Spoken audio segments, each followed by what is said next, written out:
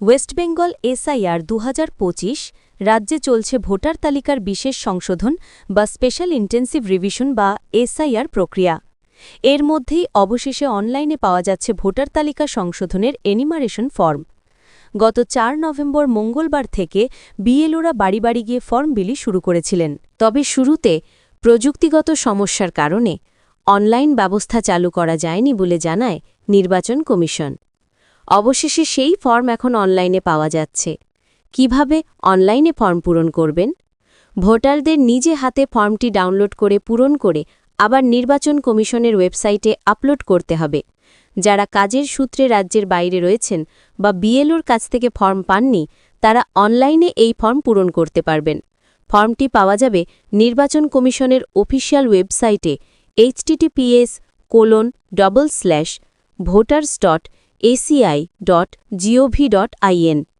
সাইটে লগইন করার পর প্রয়োজনে নতুন করে সাইন আপ করতে হবে। রাজ্যের নাম এবং নিজের এপিক নম্বর দিতে হবে। তারপরই ফর্মটি ডাউনলোড করতে পারবেন। তবে যদি এপিক নম্বর মোবাইল নম্বরের সঙ্গে যুক্ত না থাকে, তাহলে অনলাইনে ফর্ম পূরণ করা যাবে না।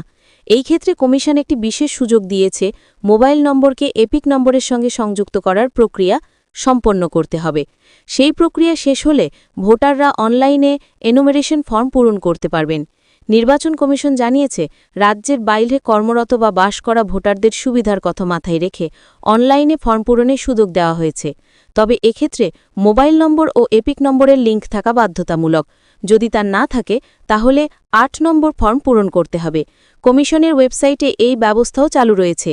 ধাপে ধাপে নির্দেশনা মেনে অনলাইনে ফর্ম জমা দেওয়া যাবে। রাজ্যে এসআইআর প্রক্রিয়া ২০২৬ সালের বিধানসভা নির্বাচনের আগে স্বচ্ছ ভোটার তালিকা তৈরির লক্ষ্যেই পশ্চিমবঙ্গে শুরু হয়েছে স্পেশাল ইন্টেন্সিভ রিভিশন প্রক্রিয়া। এই উদ্যোগের অংশ হিসেবে বুথ লেভেল অফিসাররা বাড়ি বাড়ি গিয়ে ভোটারদের তথ্য যাচাই করছেন, নতুন ভোটারদের ফর্ম দিচ্ছেন এবং পুরনো তথ্য সংশোধনের কাজ করছেন। এই প্রক্রিয়ার উদ্দেশ্য হল ভোটার তালিকা যেন যথাসম্ভব নির্ভুল ও স্বচ্ছ থাকে, ভুল নাম সংশোধন হয় এবং মৃত বা স্থানান্তরিত নাগরিকদের নাম তালিকা থেকে বাদ দেওয়া যায়। এই এসআইআর প্রক্রিয়া ঘিরে রাজ্যে শুরু হয়েছে রাজনৈতিক বিতর্ক। মুখ্যমন্ত্রী মমতা বন্দ্যোপাধ্যায় নেতৃত্বাধীন তৃণমূল কংগ্রেস অভিযোগ করেছে, নির্বাচন কমিশন এবং কেন্দ্রের শাসক দল বিজেপি এই প্রক্রিয়াকে ব্যবহার করছে ভোটার তালিকা থেকে সংখ্যালঘু ও বৈধ ভোটারদের নাম বাদ দেওয়ার উদ্দেশ্যে। এই নিয়ে রাজ্য জুড়ে বিক্ষোভ ও প্রতিবাদও সংগঠিত হয়েছে। এর মধ্যেই বিভিন্ন জায়গা থেকে আতঙ্কে মৃত্যুর খবরও উঠে এসেছে।